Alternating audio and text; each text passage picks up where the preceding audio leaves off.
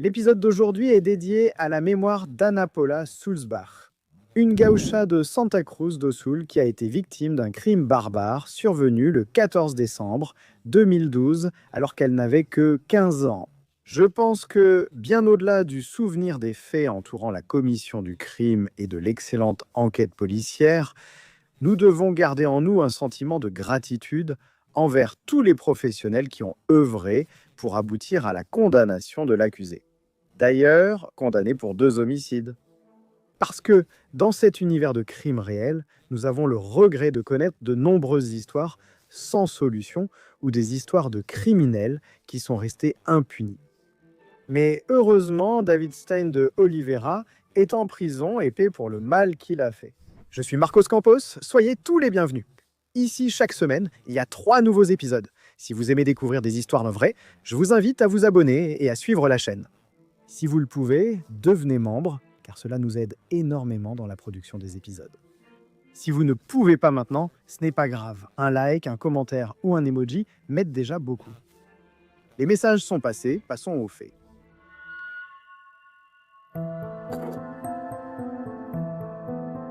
Anna Paula Sulzbach.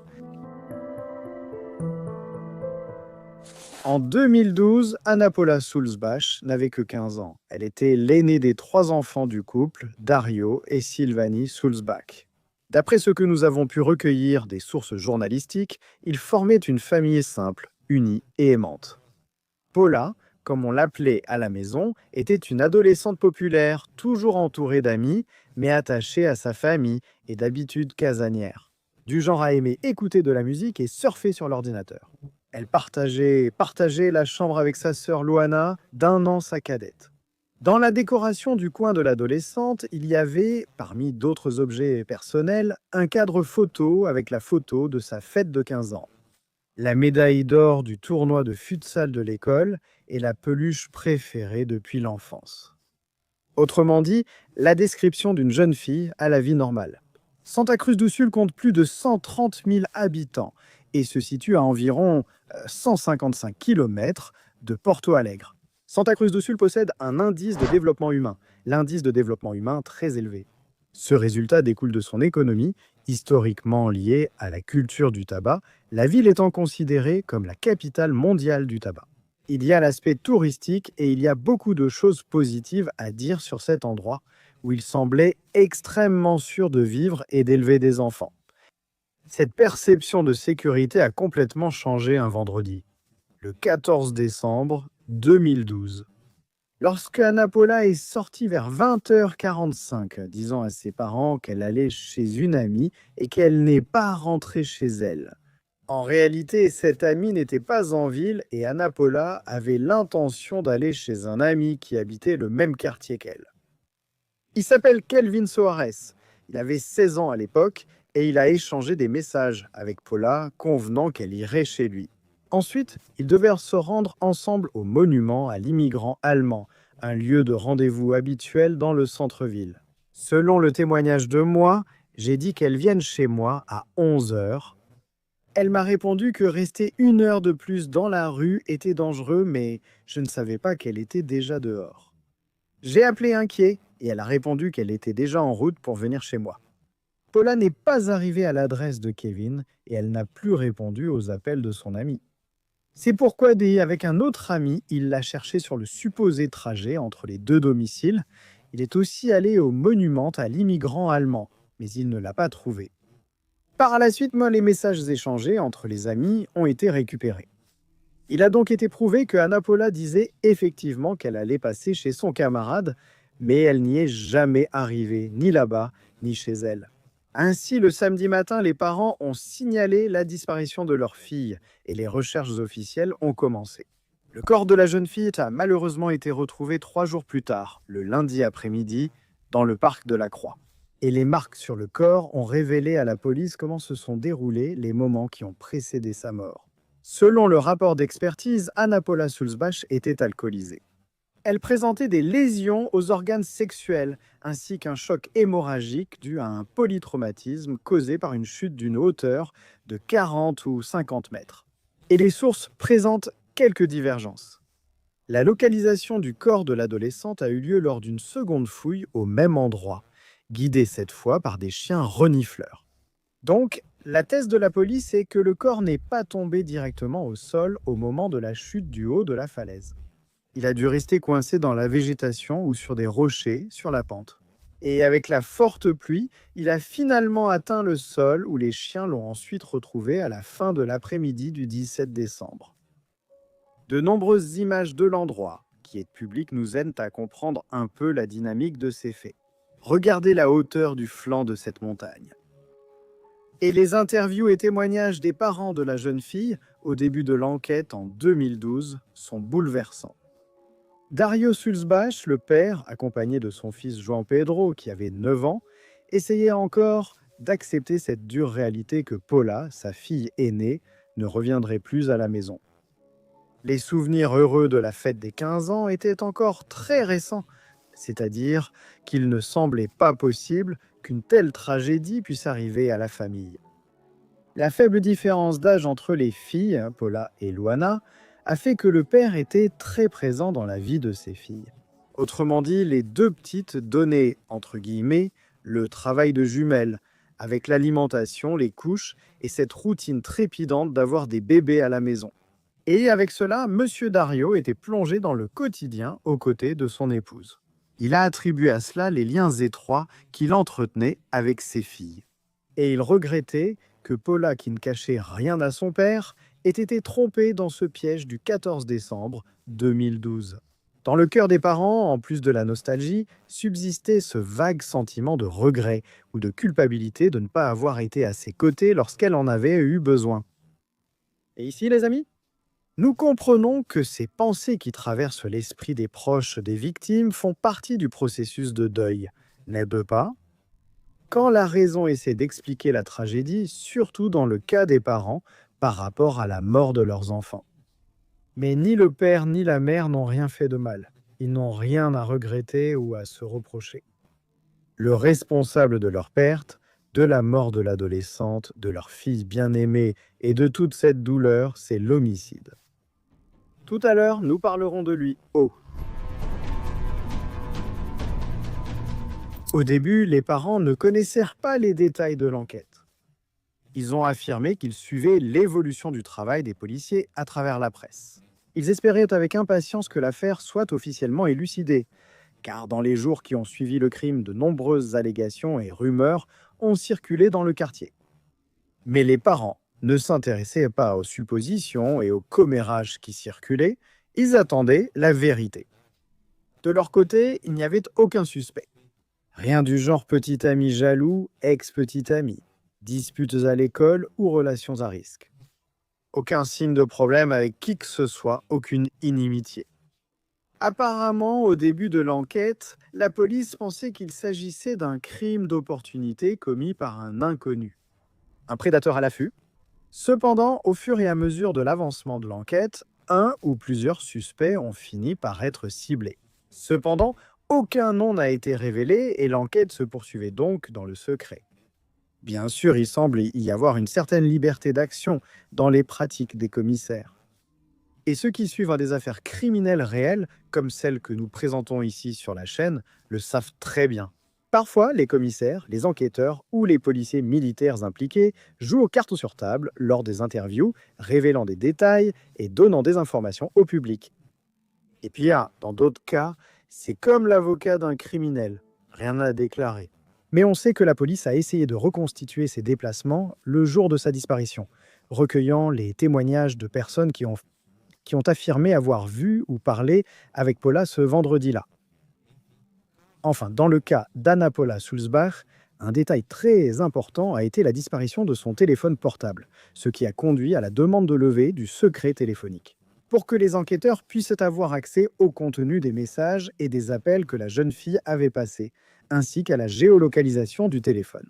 Peut-être que là se trouvait la clé du mystère et l'identification de l'assassin. Selon le directeur du direction de la police judiciaire de l'époque, le commissaire Mario Wagner, et il supervisait personnellement les enquêtes du commissariat de Santa Cruz. Au début, plusieurs pistes ou hypothèses étaient analysées, même si les avancées communiquées semblaient en lente. Le travail de la police scientifique était en cours. Et ce seraient précisément ces résultats qui réduiraient les possibilités étudiées et conduiraient à l'identification précise des suspects. Le docteur Wagner a également mentionné que la collecte des preuves a été une véritable course contre la montre afin que les éléments ne se dégradent pas ou ne disparaissent pas. Dans le cas de Paula, le corps n'a été retrouvé que 3 jours après la mort. Il a été exposé aux éléments de la nature, ce qui représentait une difficulté supplémentaire dans tout ce processus d'enquête. Il est également indiqué qu'à un certain moment, les enquêtes autour de la mort d'Anna Paula ont été renforcées. Sur ordre du département de police de l'Intérieur, le DPI, un nouveau commissaire s'est joint à l'équipe lorsque les investigations ont été conclues. L'accusation du ministère public, qui s'appuie directement sur le travail de la police, a affirmé que cette nuit du 14 de base, le meurtrier d'Anna Paula et elle se trouvaient au parc de la Croix lorsque le criminel lui a donné de l'alcool et l'a emmené au sommet de la colline de la Croix. Profitant de l'état d'ivresse de l'adolescente, il a abusé d'elle. Ensuite, pour ne pas être dénoncé et reconnu pour le viol, il l'a jetée du haut de la falaise et a même volé son téléphone portable. Le nom du responsable, ce coupable pervers et lâche, est David Stein d'Oliveira, qui avait 24 ans à l'époque. Il était voisin de la famille à Sulzbach, bien qu'ils ne soient pas proches et ne se parlaient pas. Cette information nous donne l'idée que ce monstre surveillait les adolescentes du voisinage et qu'il a probablement prémédité l'attaque contre Anna Paula. Bien sûr, il voyait la jeune fille passer dans les rues du quartier, dans sa routine, dans une vie normale, par exemple lorsqu'elle allait et revenait de l'école, marché, église et ainsi de suite. Il y avait en lui une intention qu'il a malheureusement réussi à concrétiser. David Stein d'Oliveira. David Stein d'Oliveira a été placé en détention provisoire en mars 2013. Cette arrestation a eu lieu en même temps qu'un autre homme lors d'une enquête dirigée par le commissaire Miguel Mendes Ribeiro Neto. Mais à l'époque, la justice a déclaré qu'il n'y avait pas de preuves suffisantes contre eux et les deux ont été libérés.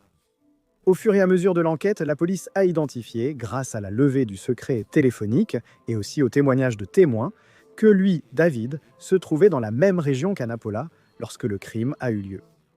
Dans ce cas, il est indiqué que l'autre suspect se rendait chez un ami le 14 décembre, lorsque l'adolescente a disparu.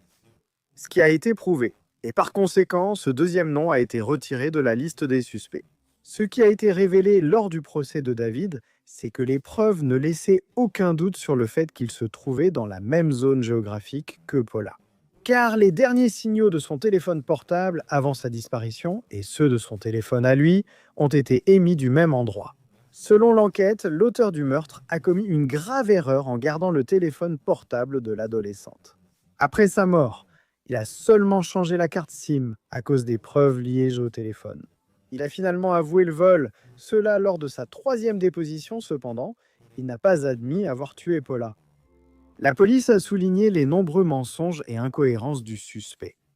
Pourtant, il n'a pas reconnu être l'auteur ni responsable de la mort de la victime. Une précision importante concernait la raison pour laquelle le corps n'a pas été retrouvé immédiatement. Étant donné que le lieu du crime était le Morro da Cruz, un site touristique très connu du parc. Et il n'y a pas eu de déplacement du cadavre par qui que ce soit.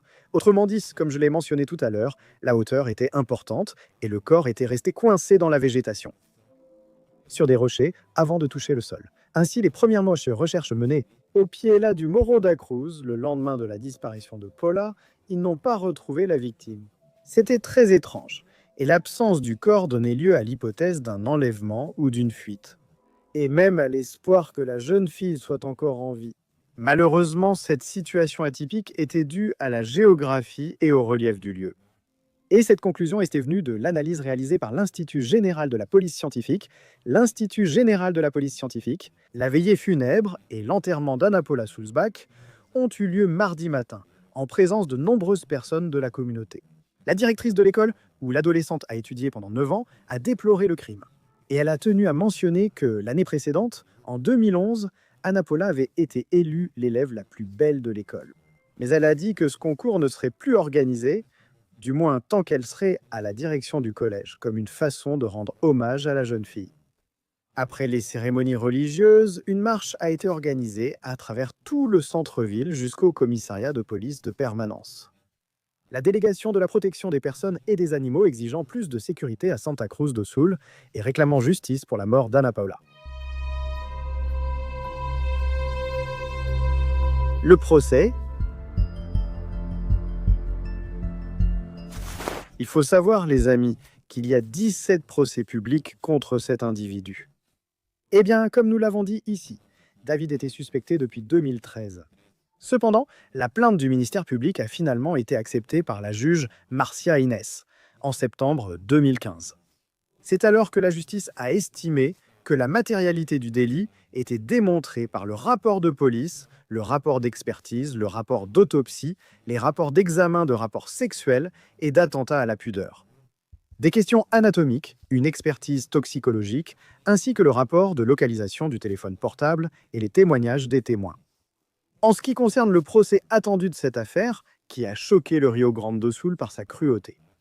Il n'a eu lieu que le 18 mai 2016, lorsque l'accusé a été jugé par un jury populaire. Selon les détails du site Jubrasil, le procès a commencé le matin et s'est prolongé jusqu'après 21 heures. Au début, il y a eu 45 minutes de retard, car l'accusé était resté enfermé dans la cellule du tribunal et n'a pu être libéré qu'après l'arrivée d'un serrurier. Les témoins entendus incluaient la mère d'Ana Paula, 2 commissaires et un inspecteur de la police civile. Madame Silvana Sulzbach, la mère d'Ana Paula, a poussé un soupir de soulagement et dit avoir ressenti un mélange indescriptible de sentiments. Je cite « Nervosité et colère d'avoir dû me retrouver face à face avec lui, sachant ce qu'il a fait à ma fille. » Fin de citation. Elle a aussi dit se souvenir de sa fille heureuse, véritable marque de fabrique d'Ana Paula. Mais ça fait mal. Cette douleur, elle va durer toute notre vie. Nous allons porter ça pour le reste de notre vie. À l'issue du procès, David Stein de Oliveira a été condamné à 30 ans de réclusion en régime fermé et placé en détention préventive. Il a été accusé d'homicide qualifié ainsi que des crimes connexes d'abus, de vol et de fourniture d'alcool à un mineur ayant été acquitté de ce dernier délit. Mais à notre grande surprise, l'accusé était déjà incarcéré à la prison d'État de Sobradinho depuis janvier 2014 sous l'accusation d'un autre crime d'homicide. Ainsi, nous avons terminé cela en 2018. Il a été condamné à 18 ans de prison en régime fermé pour la mort de Leodete Aparecida da Silva, âgé de 35 ans, survenu le 29 novembre 2013. Eh bien les gars, le crime a eu lieu après l'assassinat d'Ana Paula. Dans ce second cas, David a été condamné pour homicide qualifié par suffocation et feu, mais acquitté de l'abus. Le principal suspect était un homme aperçu avec la victime à une fête. La petite amie de ce jeune homme a déclaré être avec lui à 17 h le jour du crime. Et, à partir de cet alibi, l'enquête s'est tournée vers un certain véhicule qui apparaissait sur une image des caméras de surveillance du lieu de la disparition de Leodete. La police a alors procédé étape par étape, en commençant par saisir le véhicule qui avait des papiers périmés. Eh bien, les gars, la voiture appartenait au maçon David Stein de Oliveira. Et, après la confirmation de l'identification de la voiture qui plaçait le suspect sur la scène du crime, il a été identifié que le matériel génétique trouvé sur la victime correspondait à celui du suspect. La correspondance de l'acide désoxyribonucléique ne l'est pas. La police a mentionné que nous connaissions déjà son profil à cause de la mort d'Ana Paula. Nous savions déjà qu'il était un charmeur, qu'il abordait les femmes dans la rue, une personne qui n'acceptait pas d'être rejetée et qui était très agressive. Et j'ajouterai qu'après ce qu'il a fait à Ana Paula, si c'est déjà le cas, non? Il ne s'est rien passé avant, après ce qu'il a fait? Il a peut-être ressenti du plaisir ou de la sécurité, pensant qu'il ne risquait rien, ce qui n'est pas bien. La commissaire affirme que David serait allé avec Leodete dans le quartier Guayas, où ils ont eu des relations intimes. Ensuite, il l'a agressée, puis il a sorti le corps de la voiture et l'a laissé sur le terrain, revenant ainsi vers 5 h du matin, avec les phares éteints pour ne pas attirer l'attention. Il a ensuite brûlé le corps, l'autopsie révélant une mort par asphyxie et carbonisation. Leodete était donc vivante lors de l'incendie, son corps a été retrouvé le lendemain. Elle vivait avec sa mère et ses 2 enfants, et ce soir-là, elle était sortie avec une amie pour aller à une fête. David, bien sûr, a nié le crime, affirmant qu'il ne connaissait pas Leodete. Selon ses dires, ce jour-là, en tant que jeune homme travailleur, après le travail, il est allé avec des amis dans une maison close. Plus tard, s'il a déposé son père en voiture, puis il est allé à une fête où il est resté avec une amie qui est rentrée seule chez elle. Ce supposé déplacement expliquerait que sa voiture se trouvait, par coïncidence, près de la victime. Lorsqu'on lui a demandé comment son matériel génétique s'était retrouvé avec la victime, il a répondu qu'il ne savait pas. Peut-être qu'elle se trouvait dans la maison close où il s'est rendu. Ouais. Sans commentaire. C'est dégoûtant, non? Personne ne l'a cru. Il a été condamné pour ce meurtre. La peine pour ce deuxième crime, aussi cruel que le premier, était bien trop légère, non? 18 ans, et il doit purger les 2 peines en même temps. Et il pourra sûrement sortir sur parole dans quelques années, puisqu'il est déjà incarcéré depuis un moment, non? Que dire? À propos de tout ça, les gars, une chose est sûre, c'est que nous adressons nos sincères condoléances aux familles des victimes. Nous souhaitons qu'elles reposent en paix. Et nous espérons que David, en plus de la justice ici sur Terre, paiera aussi en enfer pour le mal qu'il a fait. L'espace thérapeutique des commentaires est là pour que vous puissiez aussi donner votre avis sur tout ce qui s'est passé. C'est lamentable, non? Et on a l'impression que ce type, s'il n'avait pas été arrêté, s'il n'y avait pas eu un travail vraiment bien fait, n'est-ce pas? De toute l'équipe policière et de l'enquête? Dieu seul sait combien d'autres victimes il aurait pu faire, n'est-ce pas? Merci pour votre compagnie, bisous du roux, à bientôt pour le prochain épisode.